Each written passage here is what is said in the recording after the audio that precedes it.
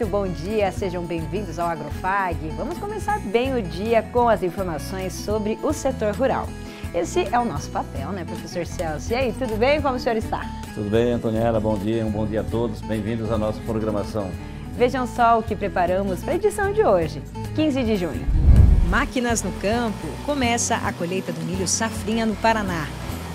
A expectativa é de uma produção recorde que deve chegar a 16 milhões de toneladas. Produtores estão satisfeitos com os primeiros resultados da colheita. Uma espiga que nem essa aqui, ó, inteira. Encheu tudo aqui, não teve falha de polinização, nada. As carreiras bem formadas da espiga. No estúdio, especialistas analisam o desenvolvimento das lavouras. O Agrofag vai mostrar como o planejamento forrageiro é importante para diminuir os custos na produção leiteira. Nessa propriedade em Corbélia, as vacas vão ter pasto garantido para todo o inverno.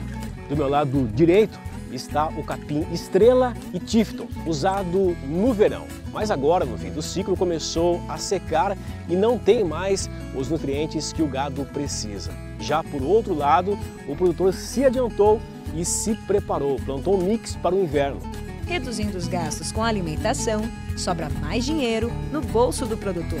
Diminui bastante o custo. Eu planto aveia e diminui o alimento de silagem. Essa época do ano é considerada a mais adequada para o plantio do alho.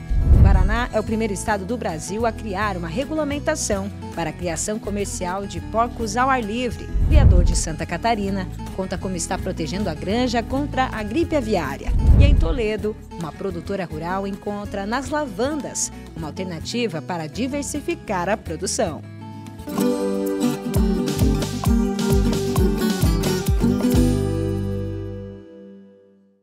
A chegada do inverno e do frio traz sempre uma preocupação para quem lida com o gado leiteiro. É que nessa época a alimentação das vacas tem um forte impacto dos custos de produção. Por isso, o planejamento para as pastagens é tão importante. No Paraná, o IDR faz um trabalho de orientação junto aos produtores para garantir que não falte pasto de qualidade para os animais.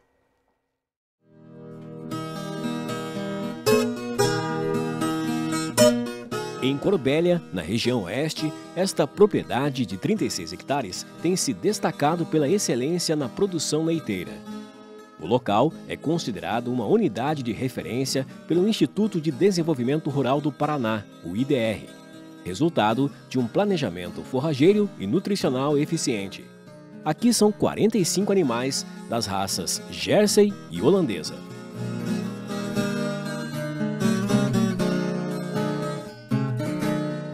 Seu Conrado é quem cuida de todo o manejo no dia a dia. Ele leva muito a sério a alimentação do rebanho e adota estratégias específicas para cada estação do ano.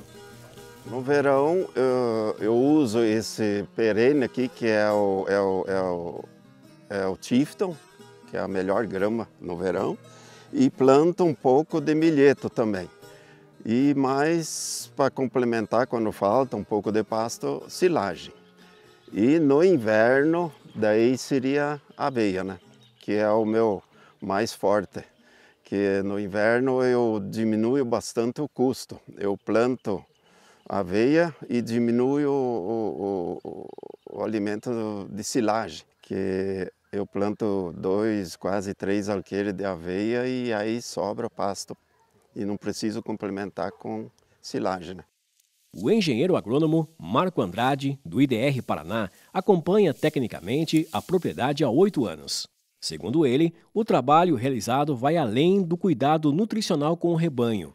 O foco também está na produtividade por animal e no controle dos custos. O produtor tem que estar sempre trabalhando com custos mais baixos, né? E ele tem conseguido isso, né, utilizando muitas pastagens perenes de verão na estação da primavera, verão e início de outono, e também as pastagens anuais de inverno. E a silagem, ela é trabalhada dentro desse planejamento forrageiro, mas ele entra como um alimento estratégico. Seriam em aqueles momentos que você tem uma menor produção de matéria seca no ano. a gente chama de janelas, né? Que é a transição do inverno para a primavera e a transição do verão para o outono. São momentos em que ali não tem, né, uma quantidade, digamos assim, maior de produção forrageira. Aí você pode recorrer à utilização da silagem. E a silagem, então, ela né, dessa forma não pesa tanto no custo de produção. A gente sabe que é um alimento extremamente caro dentro da produção de volumoso e ele consegue equilibrar e ter sempre um resultado positivo dentro da atividade leiteira. Caminhando por aqui dá para ver bem a diferença entre as áreas. Do meu lado direito está o capim estrela e Tifton, usado no verão. Mas agora, no fim do ciclo, começou a secar e não tem mais os nutrientes que o gado precisa. Já por outro lado, o produtor se adiantou e se preparou, plantou um mix para o inverno, com 3 tipos de aveia e um de cevada. Olha só, tá verdinho, forte e pronto para alimentar o rebanho nesse período mais frio do ano. O Vinícius é o responsável pela empresa que forneceu as sementes do mix de pastoreio e, em parceria com o IDR Paraná, dá todo o suporte para o produtor, desde o plantio até o momento de soltar o gado na área. Aqui a gente tem um mix aí onde a gente tem a cevada forrageira, que vem aí para agregar com um ciclo bem rápido, onde faz uma entrada, propicia uma entrada do produtor num período de tempo bem mais curto. Essa área está com 48 dias de plantado e o primeiro corte com o gado foi feito aproximadamente com 35 dias. Além da cevada, nós temos aqui também a aveia agroinvernada, que também tem um ciclo um pouco mais acelerado, onde ela também nos propicia uma grande ganho de massa e um ciclo curto menor. A gente tem também aqui a FS A16116, que é uma aveia de ciclo mais longo, juntamente com a aveia suprema, onde elas chegam aí propiciando para nós, devido principalmente à aveia suprema, o ciclo é em torno hoje aí de 4 a 5 meses de pastejo, com alta produção de massa e alta entrega para o produtor.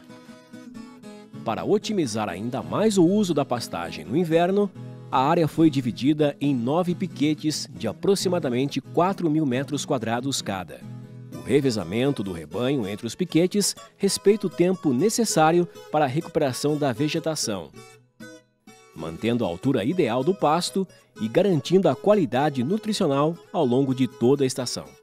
Se você faz um pastoreio em piquetes, você racionaliza a utilização da produção de volumoso. Os animais tendem a causar menos perda dentro da pastagem. Então é muito interessante. E, além do que seria uma estratégia também de manejo, né, controlando a altura de entrada dos animais, que é em torno aí de 30 a 35 centímetros, e a retirada dos animais quando a altura da planta estiver aí entre 10 e 15 centímetros. Né? Quando terminar, né, o último piquete, já deu exatamente 18 dias, né, onde foi feito o primeiro pastoreio. Então aí você percebe que nós estamos aí maximizando a utilização da pastagem. Para o seu Conrado, esse suporte do IDR tem sido fundamental para o sucesso da atividade, especialmente na escolha dos materiais mais adequados para o sistema de produção de leite. O IDR é um grande ponto básico aqui, que eles dão toda assistência para nós aqui. Todo o que precisa, o que época de plantio, como plantar, melhor época. E, então, eles estão sempre junto com nós aqui, assim que precisar, eles vêm e explicam, dão toda a assistência que a gente precisa. Nós fazemos aí ali um planejamento, né, o planejamento forrageiro, o planejamento das ações que nós iremos trabalhar cada ano, e mensalmente também fazemos o acompanhamento dos números do leite, né? O custo de produção, né, e as margens de cada mês. Então esse acompanhamento é tanto técnico quanto econômico. Aqui são 2 ordenhas. A primeira às 5 da manhã e a outra às 5 da tarde. A produção média de leite por vaca é de 30 litros. O preço está mais ou menos, eu acho que até todo agricultor quer ganhar mais, mas no momento está no preço, assim, dá para dizer que está bom. Eu estou no preço agora R$ 2,97 líquido, né? E a produção está em torno de 600 e pouco, 700 litros dia, né? Então tá, tomara que continue esse preço, não comece a baixar, porque o leite tem meses que é bom, tem meses que é ruim, né? Então é atividade. A atividade leiteira exige dedicação constante, faça sol ou chuva. O trabalho não para, inclusive aos domingos. Seu Conrado agora tem planos de modernizar a propriedade e aumentar a produtividade. Tem meu filho agora que provavelmente vai começar, daqui a um tempo, começar ele a tocar. É família aqui, não tenho empregado, não tenho nada. Então é eu, ele, a minha esposa ajuda também. Mas é só nós, não tem... Tem o meu irmão que tem a área junta aqui, né? Mas o leite também é junto. A gente está pensando em modernizar mais e melhorar a atividade, produzir mais e lucrar mais também, né?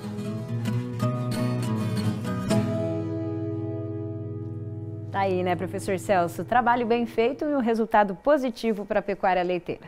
É muito importante na nossa região, principalmente que é frio, né, você ter um planejamento antecipado adequado, para que chegar nessa época não falta alimentação para o animal, principalmente o pessoal da pecuária, né, do gado leiteiro.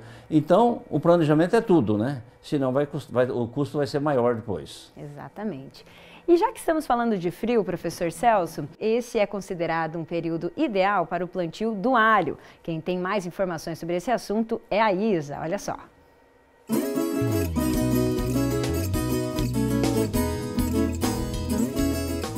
O alho é um dos condimentos mais tradicionais da culinária mundial.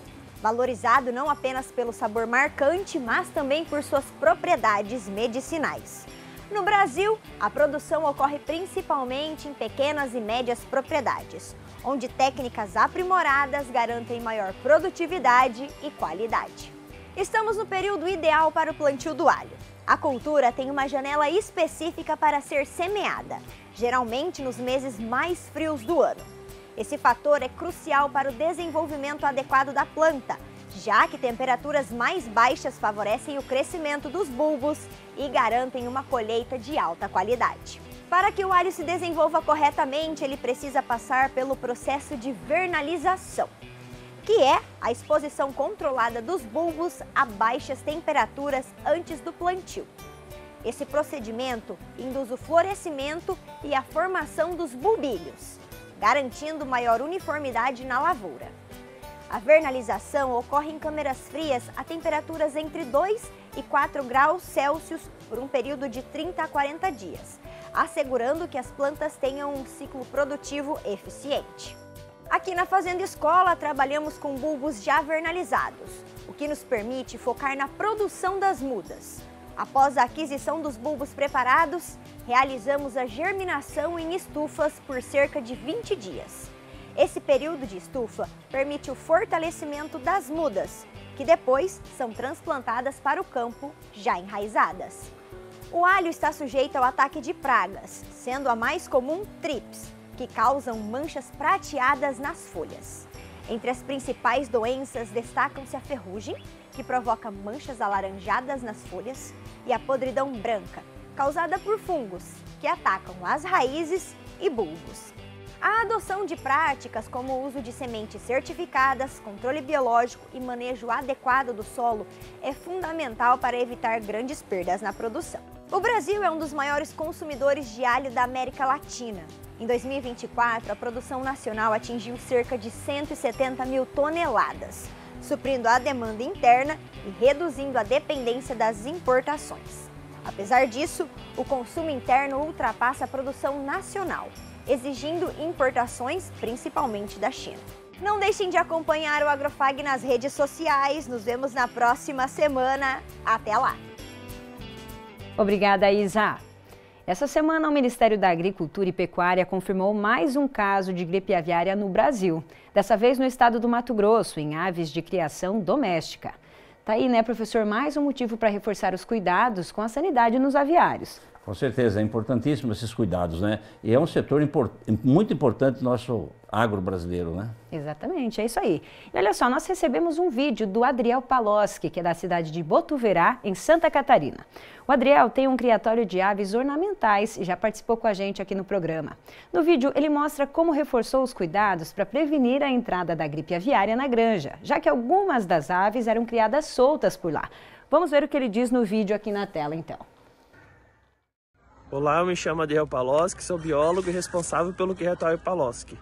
Bom, a gente está bem receoso com a influenza aviária que tem chegado aqui no sul do país.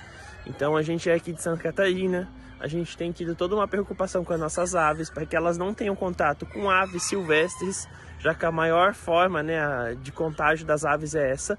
E a gente tem tomado 3 medidas fundamentais aqui para a gente ter um manejo livre da influenza aviária. Então, a primeira delas é o aumento do uso dos EPIs. Então, principalmente quando a gente vai limpar baias, ter o cuidado, o manejo das aves, a gente usa mais EPIs.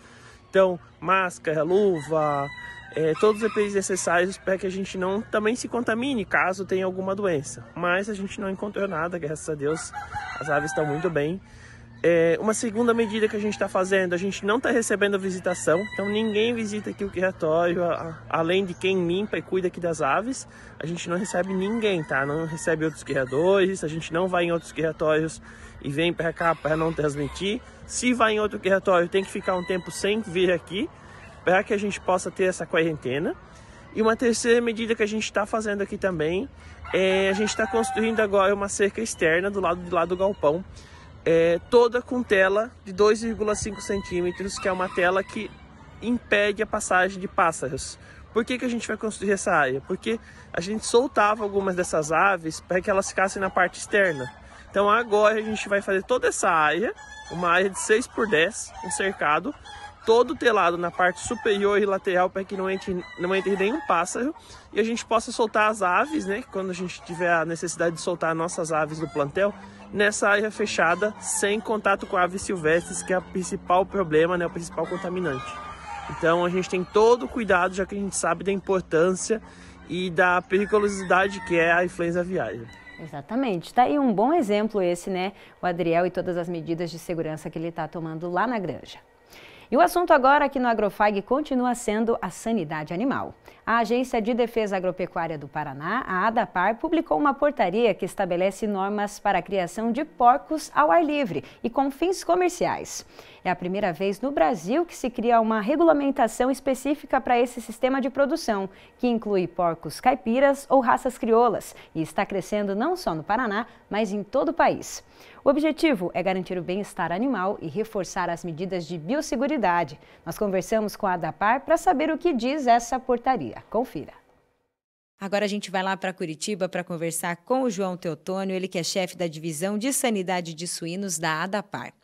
João, vamos começar falando então, né, sobre essa portaria número 205 aí, que fala sobre a biosseguridade para estabelecimentos de criação de suínos ao ar livre que tem fim comercial.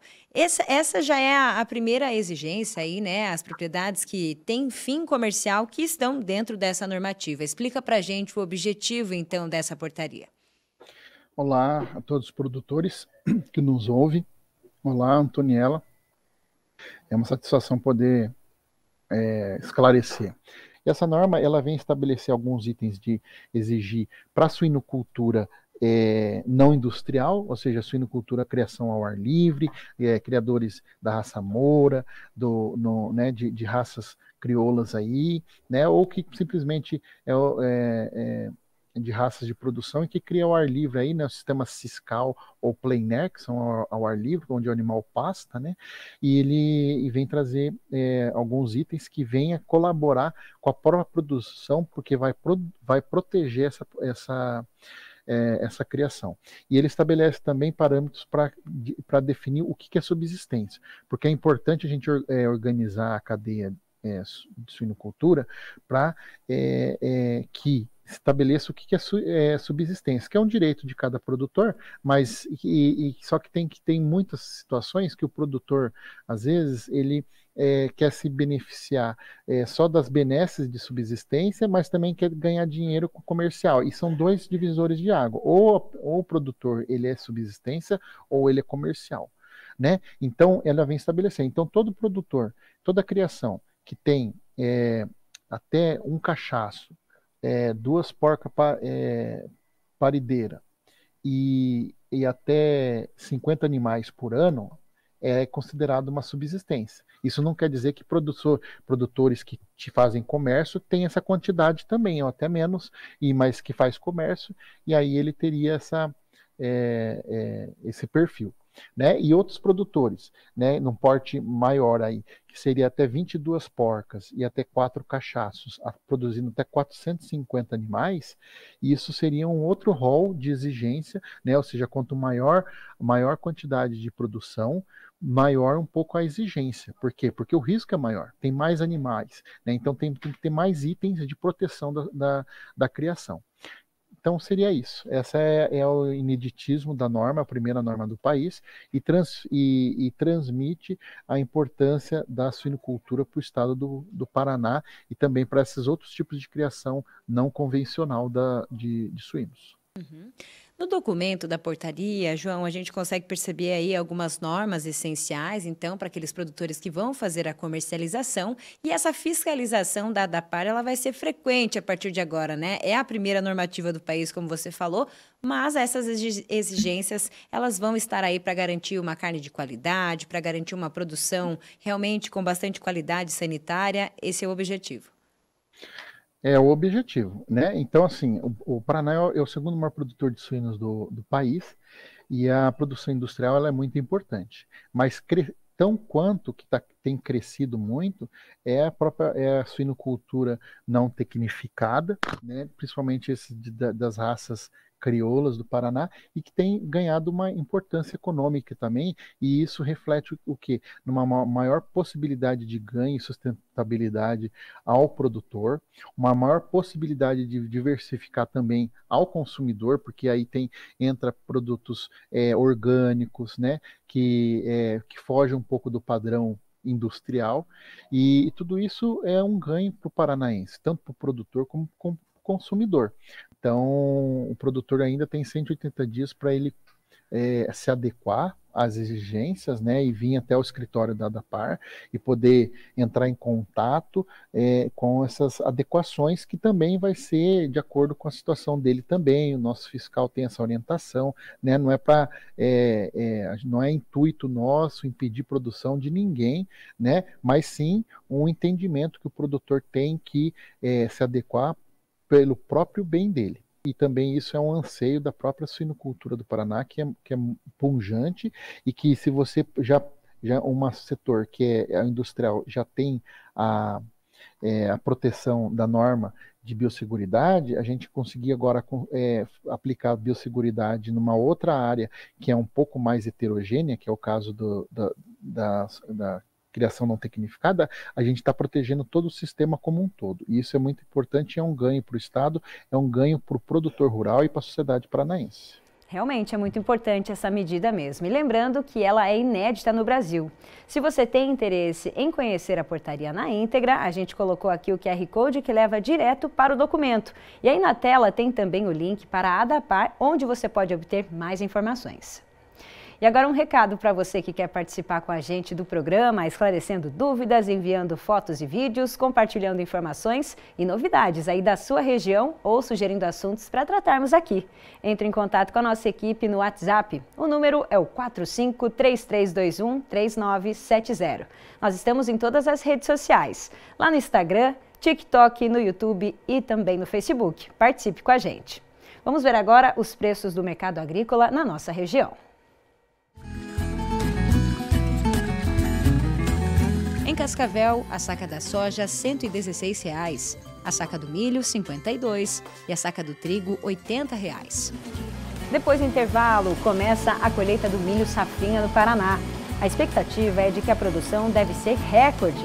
No campo, os produtores estão satisfeitos com os primeiros resultados. No estúdio, especialistas analisam o desenvolvimento das lavouras. E ainda hoje tem cultivo de lavandas em Toledo. É já já.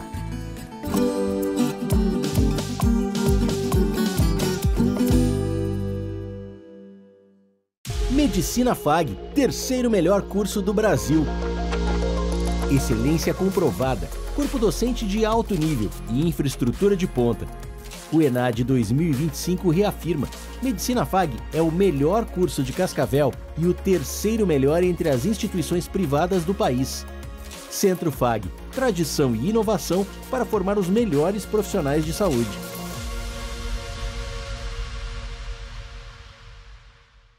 Internet ultra veloz que conecta você ao futuro. Com a GTV Fibra é zero lag e só vitória. Upload rápido, conexão estável, trabalho sem estresse. Navegue, assista e jogue com alta performance. Instalação rápida para você começar já. Suporte exclusivo sempre que precisar. E um clube de descontos que só a GTV oferece.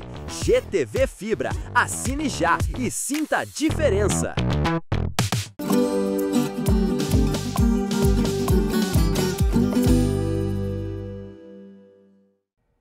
Estamos de volta? E olha só aqui, professor Celso, na tela, imagens que todo produtor rural gosta muito de ver, né? Ao momento da colheita. É um momento especial, né? Todo um planejamento de 6 meses atrás está sendo concretizado agora, né? E o agricultor vai ver qual o resultado da expectativa que ele tinha. Exatamente, é isso aí. E agora a gente vai acompanhar, professor Celso, como está sendo esse início da colheita do milho segunda safra aqui no Paraná. Confira só na reportagem. O Paraná é o segundo maior produtor de milho safrinha do Brasil. Este ano, o estado plantou uma área de 2.700.000 hectares, aumento de quase 7% em relação à safra passada.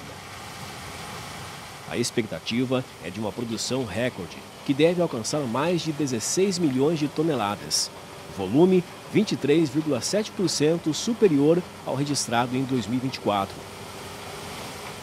Segundo o DERAL, Departamento de Economia Rural da Secretaria de Agricultura, a colheita está apenas no início, alcançando 4% da área cultivada. No oeste do Paraná, em Sede Alvorada, distrito de Cascavel, o produtor Adriano Vivian plantou 37 hectares de milho safrinha, semeados no início de fevereiro. A variedade escolhida foi um híbrido de ciclo precoce, de 120 a 130 dias. A colheita começou esta semana e os primeiros resultados reforçam a expectativa positiva quanto à produtividade e à qualidade dos grãos. Aqui esse híbrido ele tem o sabugo fino, né? Ele está com 16 fileiras aqui, então o grão é profundo, ele tem um alto potencial produtivo, né? É uma das escolhas, por isso que a gente escolheu ele. Além dele resistir bem ao molicute, né? Que é transmitido pela cigarrinha, ele tem uma boa qualidade de grão também. Nós fizemos uma estimativa antes, através da secagem e coleta de algumas espigas, a gente espera alguma coisa entre 140 e 180 sacas por hectare. Essa área em específico aqui está em torno de 155, 160 sacas por hectare. Mesmo com os bons índices da colheita, a estratégia de comercialização do Adriano é cautelosa. Apenas uma parte da produção será vendida agora. A outra, maior, será armazenada na propriedade, com a expectativa de valorização do grão nos próximos meses. Questão de mercado. Como que você faz essa avaliação hoje, o mercado atual, questão de preço? Você vai vender? Já vendeu parte? Esse ano nós não íamos vender, é que surgiu um fato isolado, então a gente acabou vendendo uma parte, né? A gente está secando, esse milho está muito úmido, eu estou secando no meu secador e entregando para um consumidor aqui próximo, né? Mas a ideia não é vender agora, porque tem uma grande oferta, o preço caiu ontem na B3, né? Deve cair agora, amanhã, depois deve cair aí no mercado, na pedra que a gente diz, né? Então a gente vai aguardar fevereiro, março para estar comercializando esse milho. Nesta outra propriedade, em Espigão Azul, distrito de Cascavel, são 210 hectares de milho safrinha. O plantio foi dia 14 de janeiro e a máquina também já está no campo. O responsável pela lavoura aqui é o seu Carlos, o gerente da fazenda. Ele mostra a boa formação das espigas e os grãos bem preenchidos. A produtividade média está em torno de 160 sacas por hectare. Essa safra aqui, ó, uma espiga que nem essa aqui, ó, inteira. Encheu tudo aqui, não teve falha de polinização, nada. As carreiras bem formadas da espiga, grãos profundos e pesados, né? Tanto que essa produtividade aí tem que ser grão pesado.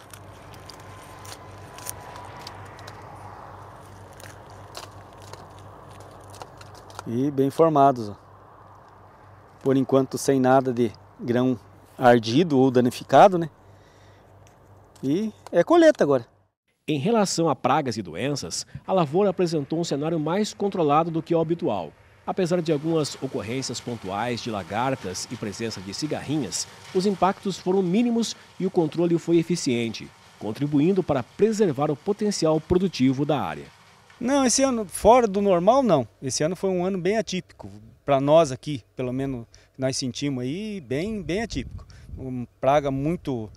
deu um pouco de lagarta na espiga aí nos materiais, que a gente tem só Pro 3, né?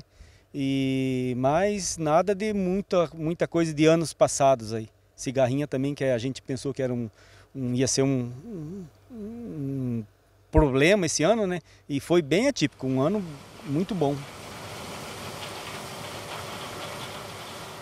Quando o assunto é o preço da saca do milho, seu Carlos avalia que está abaixo do esperado. Para garantir fluxo de caixa e cobrir os custos de produção, ele fez contrato antecipado de 40% com valor fixado em R$ 65,00 por saca. Preço a gente agora, no começo aí, a gente não pode esperar muita coisa de preço, né? Já tem 40% da safra já foi fixada lá atrás, né? Os bons resultados que estão sendo obtidos no campo são confirmados pelo engenheiro agrônomo Jorge Geller. Ele acompanhou o desenvolvimento das lavouras na região e está otimista também com relação ao que ainda vai ser colhido. Eu acredito que o forte da colheita vai se dar agora de metade de junho em diante, né, indo até julho, né? Com relação a pragas e doenças, eu não acredito que tenha problema. Agora, pode ser que ainda haja problemas com frios, né? Se ocorrer uma geada intensa, geada forte, né, pode ainda prejudicar principalmente aqueles milhos que serão colhidos a partir de julho, né?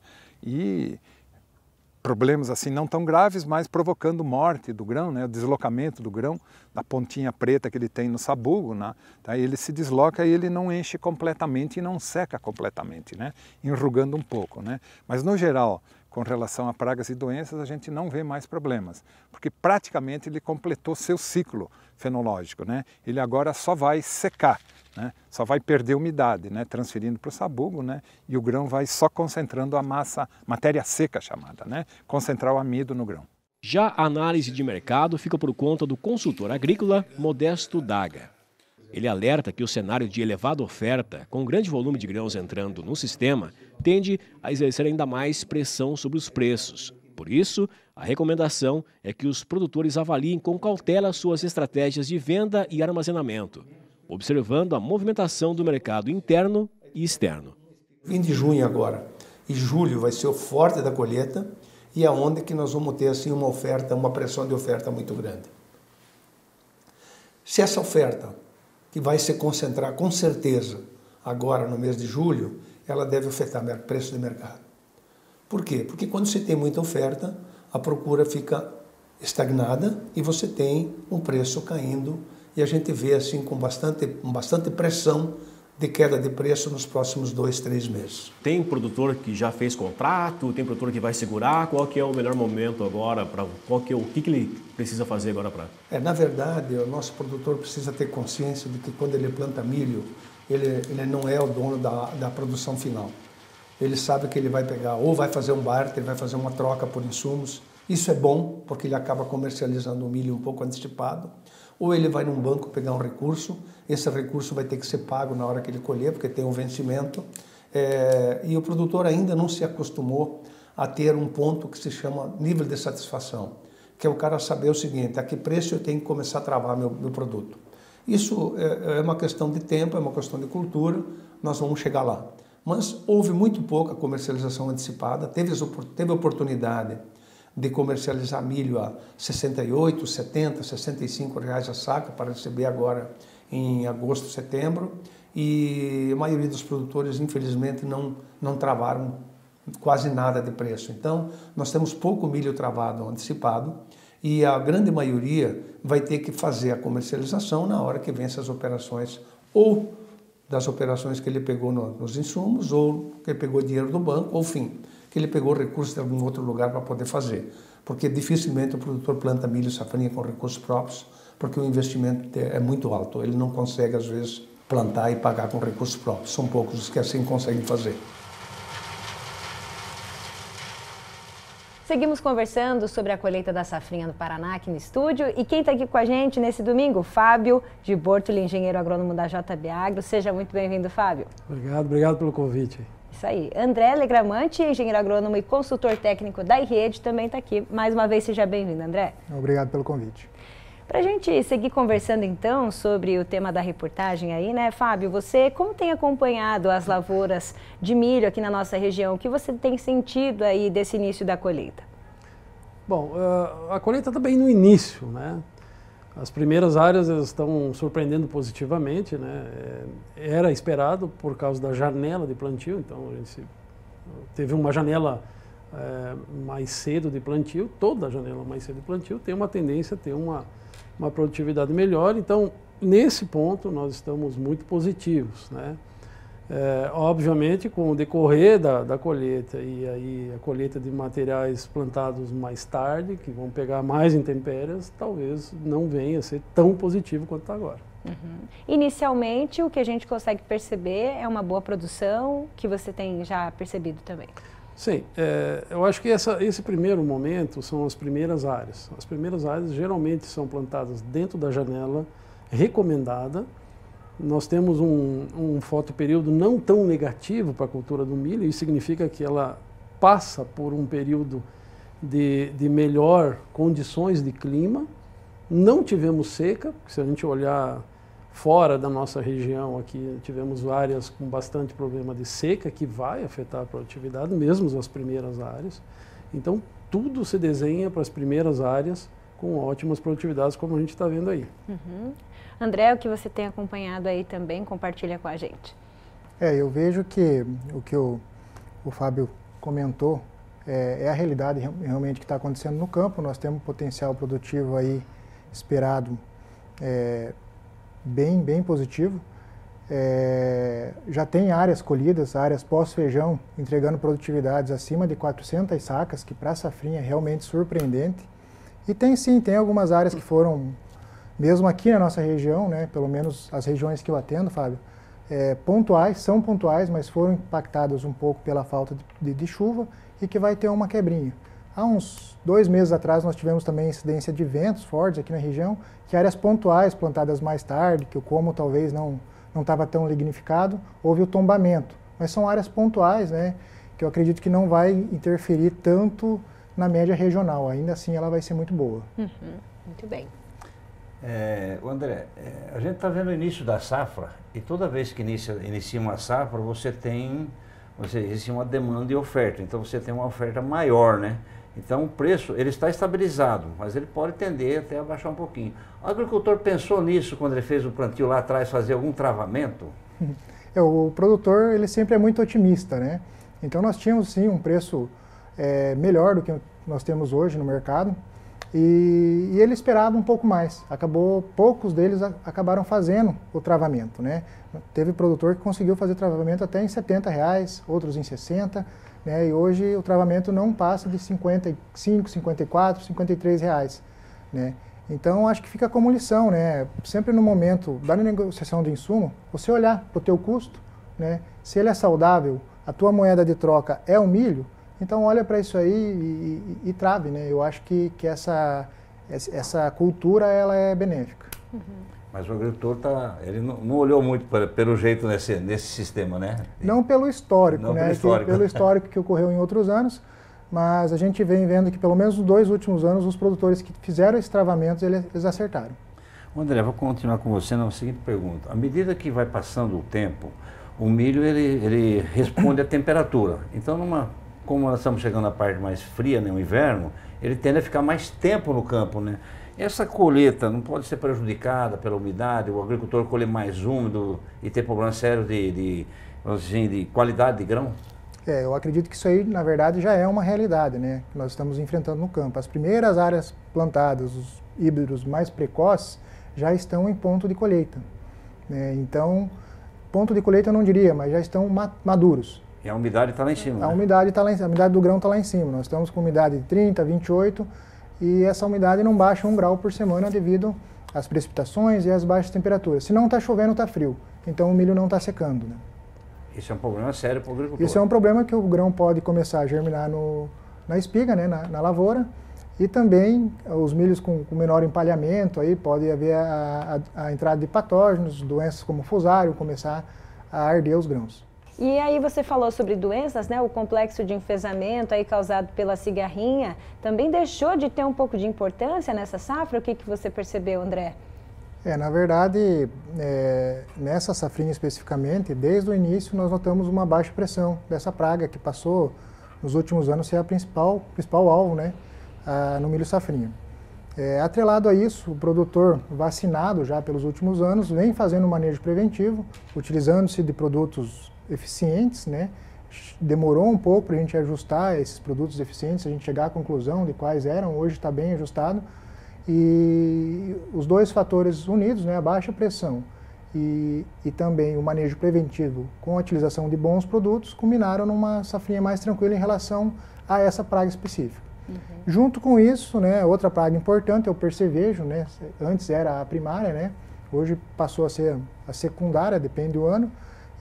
Ele acaba sendo controlado por tabela, porque muitos desses produtos que controlam a cigarrinha têm uma boa eficiência também em percevejo, né? Então acabou uma coisa ajudando a outra, né? Fábio, e os biológicos? O que você está achando dos biológicos no milho? Porque o biológico é uma coisa que você é longo prazo, você não consegue mensurar, ver, né? O agricultor não enxerga, né? Ele tem que acreditar, né? Eu acredito que qualquer ferramenta que venha a favorecer o controle, seja químico, seja biológico, e eu acredito muito na associação dessas ferramentas. Quanto mais associar essas ferramentas, mais você aumenta o teu leque de controle, seja de doenças, seja de pragas. Esse aumento de leque também gera uma vida útil dos químicos mais longa. Então, tudo isso é ferramenta. A gente tem que lançar a mão de ferramentas que estão aí disponíveis de várias empresas, né? E você tem aí, com isso, com essa associação, talvez um controle melhor. Um controle melhor e um controle mais eficiente. Maior sustentabilidade para a cultura do milho. Maior sustentabilidade, não só para o milho, né? A gente para todas as culturas de modo geral, né? Pode. Eu vou fazer uma pergunta para os dois agora. A demanda está estável, certo? O mercado não está indo comprar, né? Então o preço, vamos dizer, está estabilizado. A oferta está aumentando porque está colhendo, certo? As exportações não estão muito fortes também. O que você acha do futuro do preço? Cautela ou pessimismo? Mais cautela, eu acredito, né? É um assunto complicado de a gente cravar alguma coisa, a gente pode dar um direcionamento, né? Tende-se uma tendência, né? Alguns especialistas de mercado falam no segundo semestre, aí você tem uma reação. O milho é natural que agora com a chegada da colheita, começa a entrar grão nos armazéns, o preço vem a cair. Você tem muita oferta, né? Mas a tendência, alguns especialistas falam que no segundo semestre aí nós temos uma perspectiva de alta. Bom, eu não sou um especialista de Vocês são de campo, mas eu cutuquei vocês agora. Agora eu vou usar um pouco do que eu tenho ouvido, né? E o que eu tenho lido também. Vários fatores podem influenciar negativamente, né? Desde eleição nos Estados Unidos, a gripe aviária recentemente no Brasil. Tudo isso, seja positivo ou negativo, interfere na comercialização.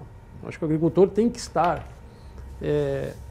ancorado, principalmente aquilo que o André falou no começo, ancorado num custo de produção travado no início. A partir daí, a especulação cabe a ele com o produto que fica disponível para ele. Mas esse travamento dos custos ele é muito importante, tanto para ele se garantir como o negócio dele. Pelo menos uma parte, né? Pelo menos uma parte, que é a questão dos custos dele, para depois, eu vou mexer com o mercado. Bom, aí... Vai ver os boatos que estão acontecendo. Então, eu acho que esse é o principal cenário. Eu acho que de um tempo para cá, e o André estava comentando antes sobre isso, era comum fazer esse travamento e o agricultor parou de fazer.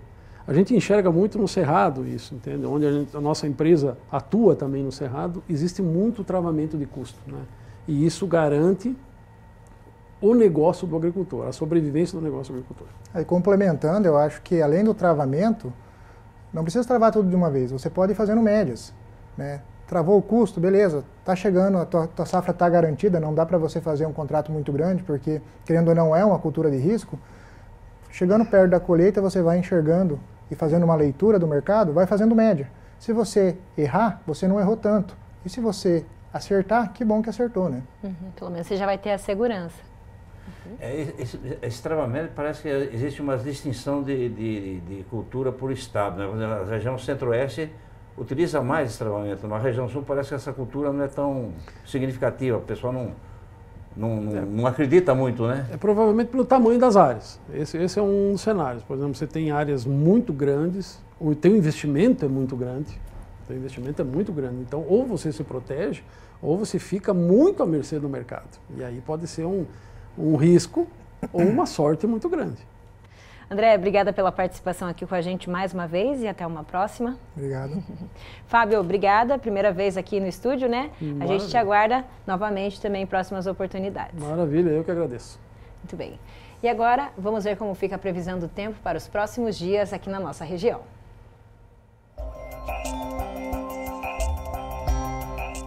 Sentimos os resultados do avanço de uma nova frente fria pelo sul do Brasil com as baixas temperaturas nesse fim de semana. E para hoje, a maioria das cidades paranaenses terão tempo instável. Aqui em Cascavel, a chuva está prevista. 10 milímetros são esperados, conforme mostra o CIMEPAR. E segue frio aqui em Cascavel, mínima de 13 e máxima de 20. Amanhã o tempo volta a ficar firme, com mínima de 13 e máxima de 23. Na terça, o céu continua claro e as temperaturas sobem um pouco. Ficam frescas. Termômetros variam entre 18 e não passam dos 23 graus. Para quarta-feira, a chuva está de volta, com pancadas ao longo do dia, uma expectativa de 10 milímetros de precipitação. 16 graus é a mínima e a máxima 22. Lá em Guaíra, agora, com tempo nublado e indicação de chuva. O tempo está friozinho. Mínima do dia é 16 e não deve passar dos 21. Amanhã, o sol prevalece e a temperatura vai subir um pouco. Mínima de 16 e máxima que pode chegar a 26 graus. Na terça, Guaíra segue com céu claro e termômetros entre 19 e 26. Na quarta, tem chuva novamente, que deve ocorrer de forma breve. São esperadas apenas algumas pancadas. A temperatura fica entre 17 e 26. Em Foz, o domingo será fresco também, mínima de 14 e máxima de 19 graus. Céu aberto e sem muitas nuvens é a condição que deve permanecer até terça-feira. Já na quarta, haverá chuva intensa e tempo frio. 16 graus é a mínima esperada e a máxima não fica acima dos 21 graus. No próximo bloco, nós vamos até Toledo mostrar como está o cultivo das lavandas. É daqui a pouco.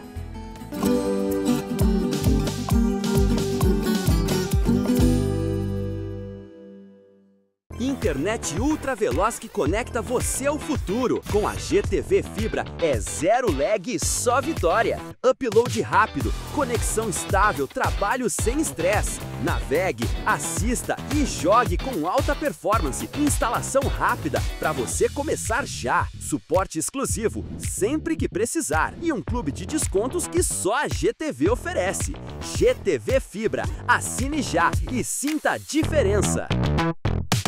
Medicina FAG, terceiro melhor curso do Brasil. Excelência comprovada, corpo docente de alto nível e infraestrutura de ponta. O ENAD 2025 reafirma: Medicina FAG é o melhor curso de Cascavel e o terceiro melhor entre as instituições privadas do país.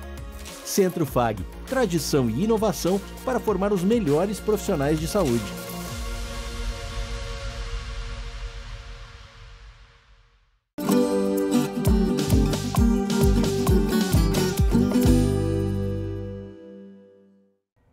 Professor Celso, olha só aqui na tela essas imagens, que lindas, de lavandas cultivadas em Bom Princípio, distrito de Toledo. Olha só. São muito bonitos e se adaptaram muito bem à nossa região, né, Antônia? Exatamente, é isso aí. Além delas terem uma beleza única, o aroma também, bom demais.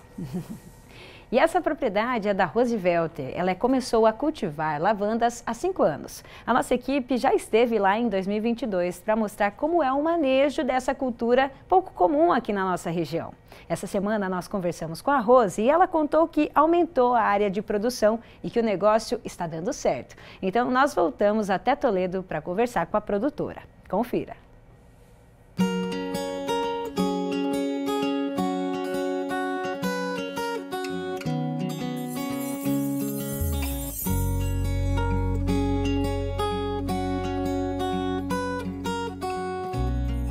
A gente tem esse espaço aqui que não estava sendo muito utilizado e começamos a planejar o plantio das lavandas. Aí começou primeiro a fase das pesquisas, né, o que se adaptava melhor aqui ao Brasil.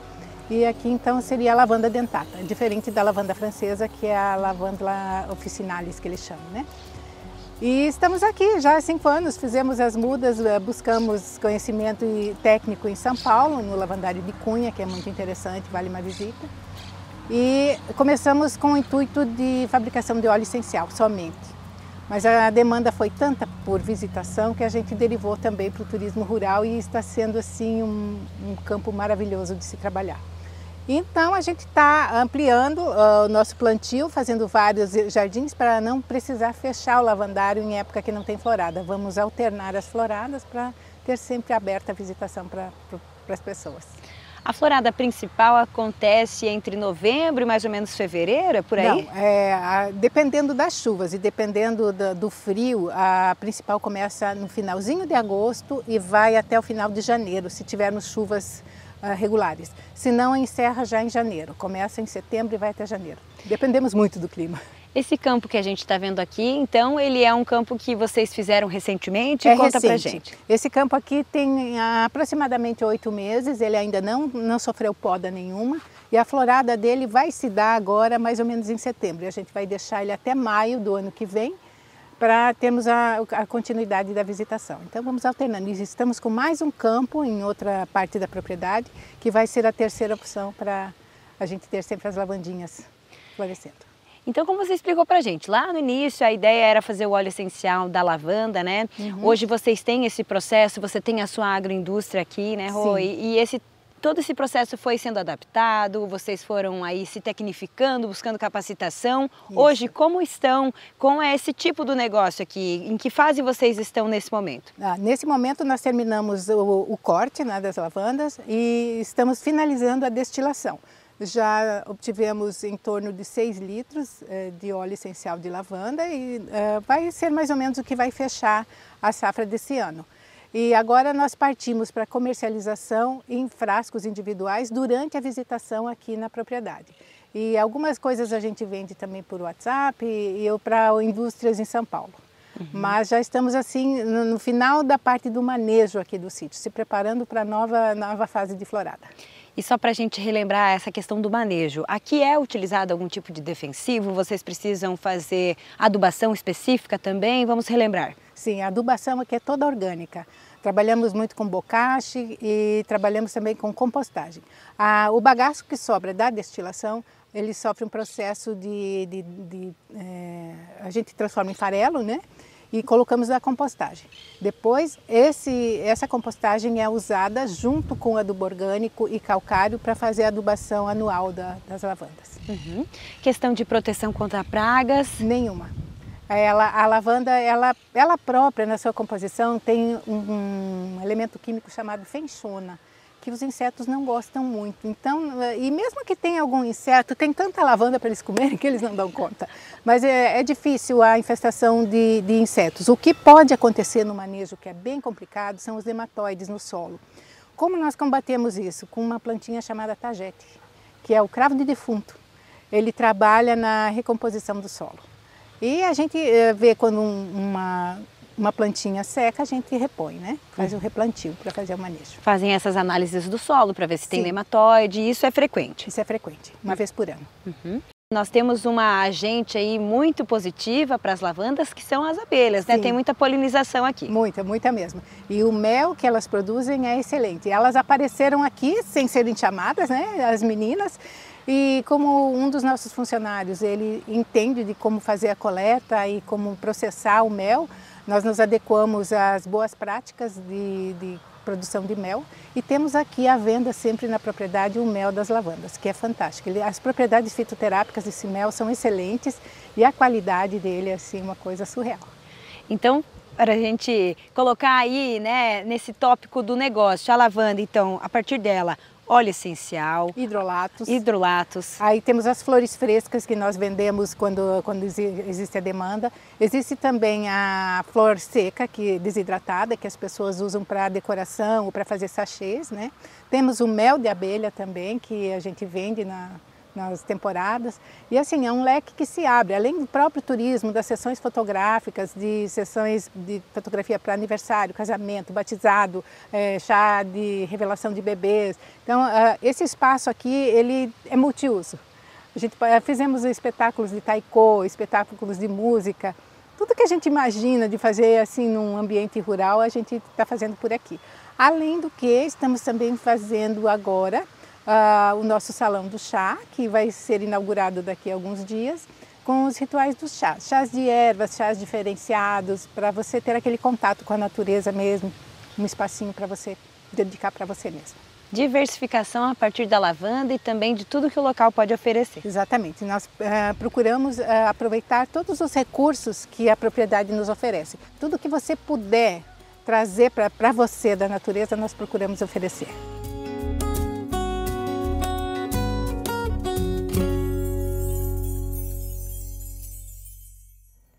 Que bacana, né? O agro realmente traz inúmeras possibilidades. Parabéns para a Rose por acreditar no cultivo das lavandas. Confira agora como fecharam os preços das proteínas animais no agromercado.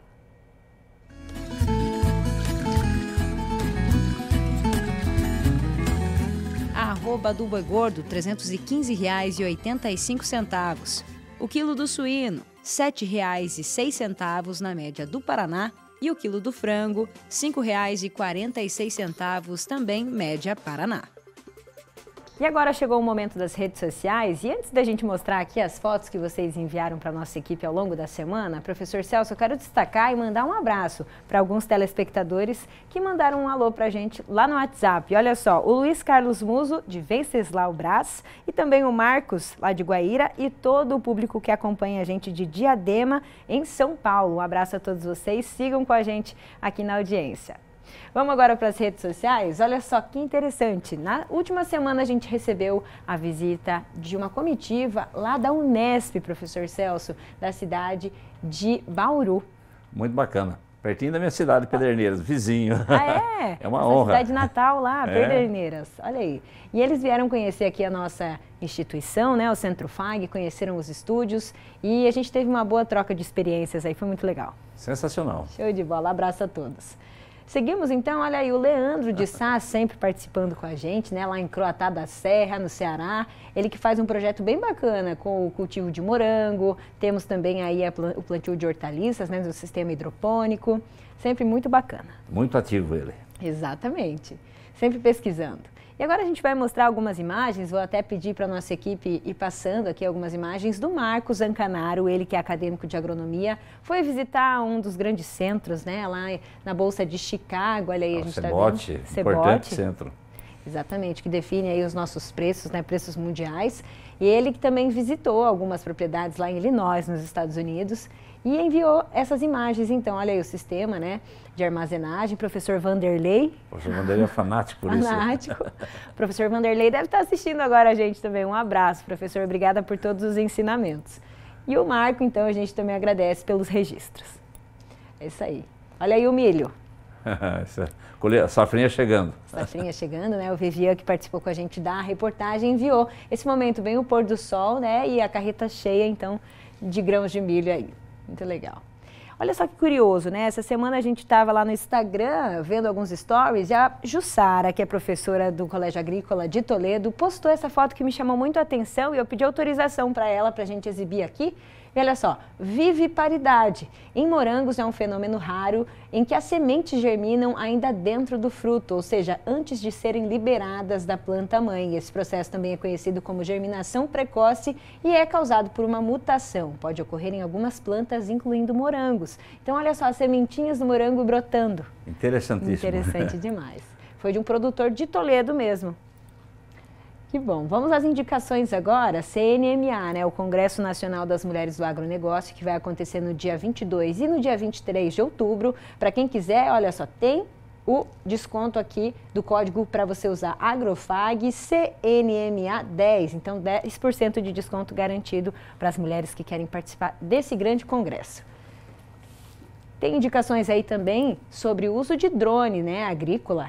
Vai acontecer lá na Associação Comercial e Empresarial de Marechal Cândido Rondon, no dia 2 e no dia 3 de julho. Então, para quem quiser saber mais informações, o Agroinformativo que traz essa recomendação aí. Temos a introdução aos QGIs, Agricultura de Precisão, um curso lá no Sindicato Rural de Cascavel, em parceria com o Sistema FAEP, do dia 16 ao dia 18, das 8 horas da manhã até as 5 horas da tarde. Temos também um curso aí relacionada à tarde de campo, cultivo de pastagens anuais de inverno e cobertura de solo no dia 26. Vai acontecer na família Boenck, que participou com a gente também de uma reportagem hoje, né? Lá no Rancho Mundo, Corbélia, Paraná. Então, 1h da tarde, 1h30 da tarde começa no dia 26, que é uma quinta-feira. Mais informações, tem o telefone na tela, é o 45991 34 3227. Olha aí, segundo o Seminário Regional de Cooperativismo no Oeste, dia 17, na terça-feira, das 9h30 da manhã até as 3h30 da tarde. Apoio Copavel, IDR Paraná e Governo do Estado. Ok? Com essa indicação, nós encerramos o quadro das redes sociais. Professor, mais uma vez, obrigada pela sua companhia, parceria. Até o próximo domingo. Até o próximo domingo. Tchau, tchau, pessoal. Tchau, tchau, gente. Uma boa semana para vocês e até o próximo Agrofag.